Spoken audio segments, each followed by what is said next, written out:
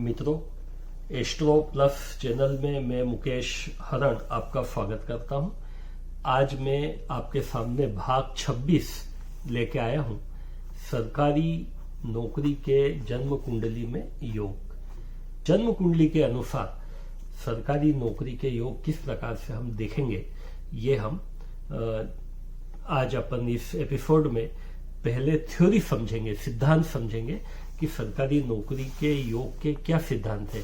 इस एपिसोड में ये समझने के बाद हम अलग अलग लग्न वाइज, यानी मेष लग्न में क्या योग बनेंगे, वृषभ लग्न में क्या योग बनेंगे, इस प्रकार से 12 ही लग्नों पे हम अलग अलग इसको देखेंगे। तो यदि आपको चैनल पसंद आए तो आप इसको लाइक करें, शेयर करें और सब्सक्राइब करें। तो सबसे पहले अपन देखें कि सरकारी नौकरी जन्म कुंडली के अंदर किस प्रकार से योग बनते हैं। ये जन्म कुंडली है हमारी, ये हमारी जन्म कुंडली है। और यदि हमको ये जानना है कि कौन सा ग्रह जन्म कुंडली में बलवान है और कौन सा कमजोर है, तो हम चलित कुंडली का अध्ययन भी करेंगे। अब यहाँ पे इस जन्म कुंडली में यहाँ पे लग्न होता है, लग्न की जो राशि है वो यहाँ पे होती है। हमारे जो विद्या और प्रतियोगिता, क्योंकि सरकारी नौकरी आजकल प्रतियोगिता से मिलती है, सरकारी हो या प्राइवेट हो, कोई सी भी नौकरी हो वो प्रतियोगिता से मिलती है। तो पंचम भाव विद्या और प्रतियोगिता का होता है। इसी प्रकार से नवम भाव हमारा भाग्य और पुण्य का होता है। नवम भाव भाग्य और पुण्य का होता है। इसी प्रकार से 10वां भाव हमारे राज्य का, हमारे कार्य क्षेत्र का, हमारे उद्योग का और शासन का होता है। राज्य, कर्म, उद्योग और शासन, ये हमारा 10वां भाव होता है। इसी प्रकार से हमारा लाभ भाव होता है आय का और सफलता का, और साथ में इच्छा पूर्ति का भाव भी यही होता है। इच्छा पूर्ति मतलब व्यक्ति सरकारी नौकरी करने की इच्छा कर रहा है और उसकी इच्छा पूरी हो जाए, तो ये वाला भाव होता है। अच्छा, प्रतियोगिता का पंचम भाव है और प्रतियोगिता में सफलता का 11वां भाव है। तो हमको कौन कौन से ग्रह देखने की जरूरत होती है जन्म कुंडली के अंदर, तो अभी जो मैं बताने वाला हूं, तो जो मेरी भाषा है वो थोड़ी ज्योतिषी भाषा है। हो सकता है कि आम व्यक्ति को जो पहली बार ये भाग 26 देख रहा हो तो उसको समझ में ना आए, लेकिन यदि वो पुराने एपिसोड देखेगा तो उसको मेरी भाषा समझ में आएगी। तो कौन कौन से इसके अंदर ऐसी चीजें होती है जो, तो मैं थोड़ा सा आपको ज्योतिषी भाषा में बताऊंगा कि इसमें पंचमेश देखना बहुत जरूरी होता है नौकरी के लिए, क्योंकि नौकरी तब मिलेगी जब व्यक्ति पढ़ा लिखा हो। तो विद्या का भाव कौन सा हो गया हमारा, 5वां भाव हो गया। तो पंचमेश, पंचम भाव हम देखेंगे, पंचमेश हम देखेंगे। फिर भाग्य हमारे साथ होना चाहिए, तो नवमेश, क्योंकि प्रतियोगिता का जमाना है, किसी नौकरी के लिए लाखों उम्मीदवार होते हैं लेकिन सफलता कुछ भाग्यशाली को ही मिलती है, इसलिए भाग्य इसमें बहुत प्रबल है। यानी कि नवमेश, नवम भाव और नवमेश को देखना जरूरी है। साथ में चूंकि राज्य और कर्म का जो भाव है, हमारे जो कर्म क्षेत्र का भाव है, जो राज्य शासन का भाव है, वो 10वां भाव है, इसलिए 10वां भाव और 10मेश को देखना जरूरी है। मतलब 5वां भाव देखना जरूरी है और पंचमेश को देखना जरूरी है, नवमेश को देखना जरूरी है, 9वां भाव देखना जरूरी है, 10मेश को देखना जरूरी है और 10वां भाव देखना जरूरी है। तो यहाँ पे क्या देखेंगे अपन कि ये जो पंचमेश है, नवमेश है और 10मेश है, ये 6, 8, 12 में न जाए। मतलब जो हमारी कुंडली के पंचमेश है, नवमेश है और 10मेश है। पंचमेश कौन होता है, 5वें भाव में जो राशि है उसका स्वामी। नवमेश कौन होता है, 9वें भाव में जो राशि है उसका स्वामी। 10मेश कौन होता है, 10वें भाव में जो राशि है उसका स्वामी। ये 6, 8 और 12 में नहीं जाना चाहिए। 6ठे, 8वें और 12वें जो हमारे त्रिक भाव है उसमें ये ग्रह नहीं होना चाहिए। पंचमेश, नवमेश और 10मेश, ये तीनों 6, 8, 12 में नहीं होना चाहिए, ये पहली शर्त है। लेकिन मान लो पंचमेश होकर के या नवमेश होकर के बुध 6ठे भाव में चला जाए, बुध यदि 6ठे भाव में चला जाए तो वो फिर उसको छठे भाव का दोष नहीं लगता है, बुध छठे भाव में कारक हो जाता है। मतलब पंचमेश होकर के बुध छठे भाव में जाएगा तो भी व्यक्ति विद्या में सफलता प्राप्त कर लेता है। इसी प्रकार से पंचमेश होकर के या नवमेश होकर के शुक्र यदि 12वें भाव में चला जाए तो भी वो अपना फल देगा, क्योंकि शुक्र 12वें भाव में कारक होता है। तो शुक्र भी 12वें भाव में अपना फल देगा। मतलब हमने कहा कि भाई पंचमेश, नवमेश और दशमेश छठे, 8वें, 12वें भाव में नहीं जाना चाहिए, लेकिन बुध यदि छठे भाव में जाएगा तो वो अपना फल देगा। और इसी प्रकार से शुक्र यदि पंचमेश, नवमेश या दशमेश है और 12वें भाव में जाएगा तो भी अपना फल देगा। इसी प्रकार से यदि पंचमेश, नवमेश और दशमेश शनि है और शनि यदि 8वें भाव में चला जाए तो भी अपना फल देगा, क्योंकि ये यहाँ पे कारक होता है। तो समझ में आ रही है बात कि पंचमेश, नवमेश और दशमेश हमारे त्रिक भाव में नहीं जाना चाहिए, लेकिन यदि पंचमेश बुध है और छठे में चला जाए तो कोई दिक्कत नहीं। यदि पंचमेश, नवमेश, दशमेश शुक्र है और 12वें भाव में चला जाए तो कोई दिक्कत नहीं। इसी प्रकार से पंचमेश, नवमेश और दशमेश शनि है और 8वें भाव में चला जाए तो कोई समस्या खड़ी नहीं होगी। मतलब ये ग्रह फिर भी अपना काम करेंगे। तो आपको ये एक सिद्धांत समझ में आ गया होगा। बाकी शेष स्थानों पे, जैसे पंचमेश यदि मान लो नवम में है, नवमेश यदि पंचम में है, पंचमेश, नवमेश यदि दशम में है या दोनों में से एक दशम में है, या दशमेश लाभ भाव में बैठा है या दशमेश धन भाव में बैठा है, मतलब शेष जो भाव है हमारे, जैसे शुभ त्रिकोण, पहला भाव, पहला, 5वां और 9वां, ये शुभ त्रिकोण कहलाते हैं। और चौथा, 7वां और 10वां ये हमारे केंद्र भाव कहलाते हैं। तो यदि पंचमेश, नवमेश और दशमेश शुभ त्रिकोण में हो या केंद्र में हो तो वो अपना फल बढ़िया तरीके से देंगे। मतलब वो कोई दिक्कत व्यक्ति को नौकरी में नहीं आना है। यह तो हमारी पहली शर्त हो गई कि जन्म कुंडली किस प्रकार से होना चाहिए। अब दूसरी बात यह कि और क्या जरूरी है। केवल ग्रह यहाँ पे बैठ गए तो व्यक्ति नौकरी लग जाएगा, सरकारी नौकरी लग जाएगा, और क्या देखना जरूरी है? तो हमको ये देखना पड़ेगा कि हमारा लग्न कौन सा है। मेष लग्न है, वृषभ है, मिथुन है, कर्क है, जो भी लग्न है तो वो नंबर यहाँ पे होगा। जैसे मकर लग्न है तो यहाँ 10 नंबर होगा, तुला लग्न है तो यहाँ 7 नंबर होगा, मिथुन लग्न है तो यहाँ 3 नंबर होगा। तो उस लग्न के नंबर को आप देखिए और ये देखिए कि उसके कारक ग्रह कौन कौन से हैं। अब जैसे मेष लग्न है तो कारक ग्रह हो गए मंगल, सूर्य और गुरु। वृषभ लग्न है मतलब यहाँ पे 2 नंबर है तो कारक ग्रह हो गए शुक्र, बुध और शनि। यदि यहाँ पे 3 नंबर है, मिथुन लग्न है तो कारक ग्रह हो गए बुध, शुक्र, शनि। तो कारक ग्रह की महादशा, मतलब दूसरी शर्त में बता रहा हूं कि हमारे लग्न के अनुसार जो हमारा कारक ग्रह है उसकी महादशा हमको जीवन में 13 वर्ष से 25 वर्ष तक की आयु में मिलना चाहिए, महादशा मिलना चाहिए। देखिए अंतरदशा तो मिलेगी, कोई भी ग्रह की महादशा हो तो अंतरदशा में तो हमको कारक ग्रह की दशा मिलेगी, लेकिन केवल अंतर दशा में कारक ग्रह हमको मिले तो उतना लाभ नहीं देंगे, क्योंकि ये जमाना का है, प्रतियोगिता का है, और मतलब हर पद के लिए लाखों उम्मीदवार है। आज का जमाना कैसा है? प्रतियोगिता का जमाना है, मतलब हर पद के लिए लाखों उम्मीदवार है।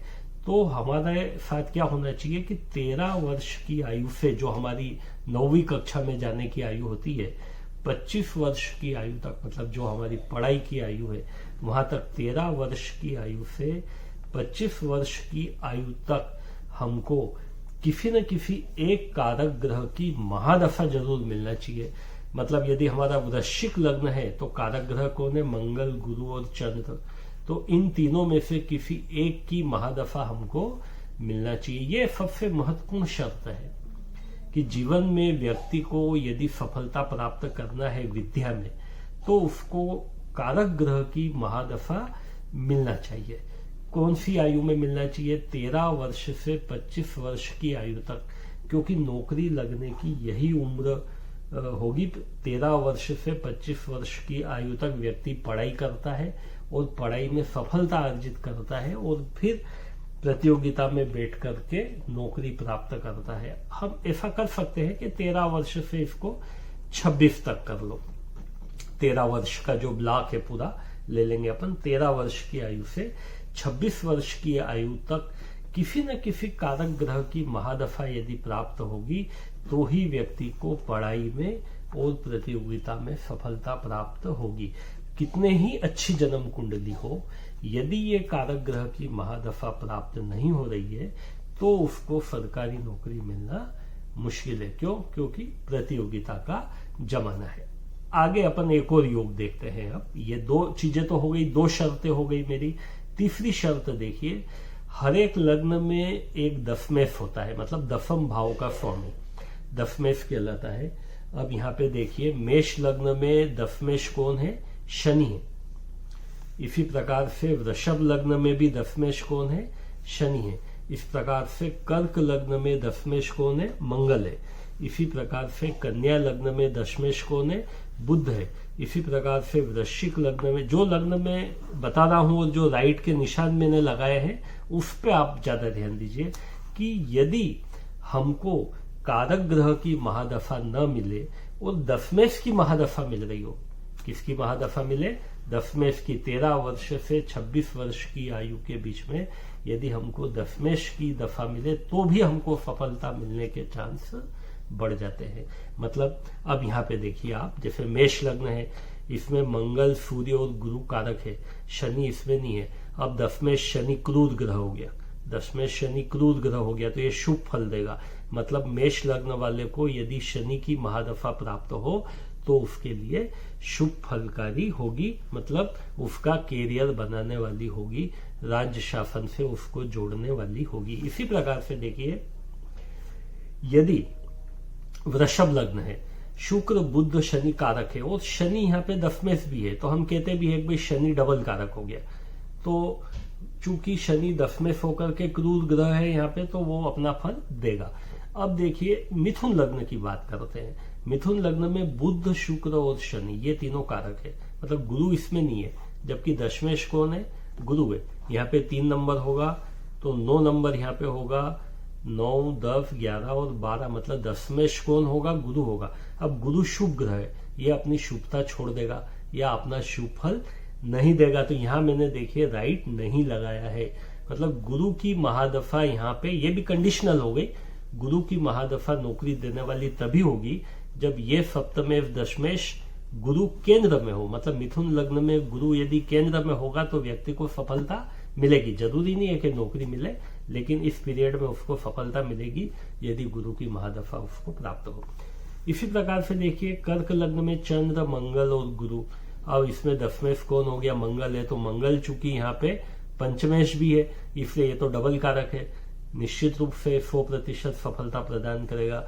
इसी प्रकार से सिंह लग्न में देखिए आप, सूर्य, गुरु और मंगल ये तीनों कारक है, लेकिन शुक्र शुभ ग्रह होकर के दशमाधिपति है। भी देखिए यहाँ पे सिंह लग्न है तो 5 नंबर, यहाँ 11 होगा, 12, 1, 2 वृषभ राशि दशम भाव में होगी, तो स्वामी कौन हो गया? शुक्र हो गया।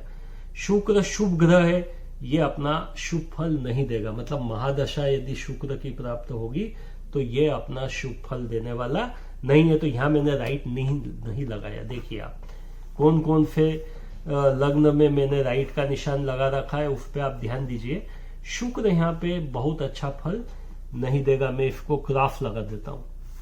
हाँ, मान लो ये शुक्र 12वें भाव में है तो फिर ये अपना शुभ फल दे सकता है। यदि शुक्र 12वें भाव में है और शुक्र की महादशा प्राप्त होगी, जरूरी नहीं है कि उसको सरकारी नौकरी मिले, लेकिन सफलता मिलेगी।